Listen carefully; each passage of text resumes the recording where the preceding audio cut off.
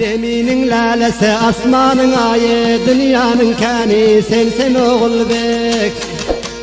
Gözüm röşen tapar, gördüğüm sayo, ay günün tayı, sensin oğul bek.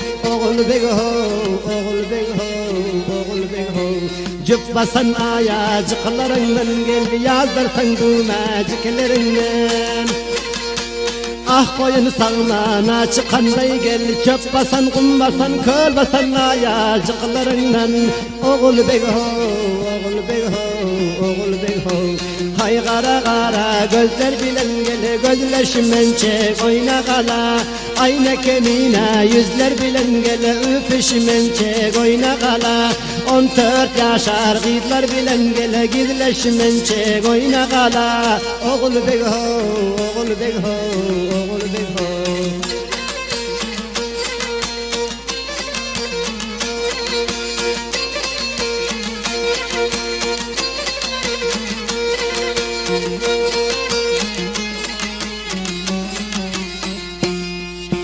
Gül cennetler perizadin aslıdırlar. Gelse yiğitlik yazınlarının faslıdırlar.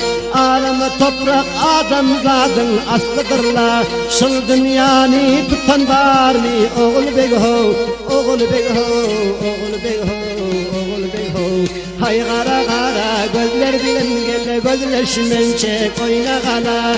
Ayna kemine yüzler bilen gel, öpüşmen çek oyna kala. 14 yaşar kızlar bilen gel, gizleşmen çek oyna kala. Oğul bek ho, oğul bek ho, oğul bek ho.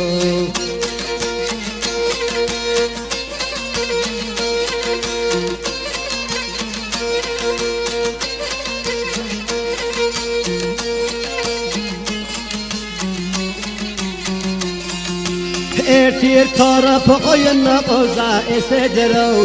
Eseden de saç bağlaram sesidir o. Her dille bile bir aşığını mesedir o. Şunu dünyanı tutan var mı? Oğul bek ho, oğul bek ho, oğul bek ho, oğul bek ho. Yazdırsan düğmeciklerinden gel, cübbasan ayacıklarından.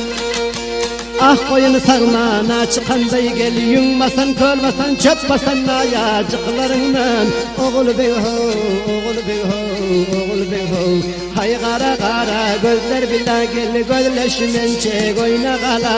Ayna kemine yüzler bilen gel, öpüşmen çek oyna kala. 14 yaşar kızlar bilen gel, gizleşmen çek oyna kala.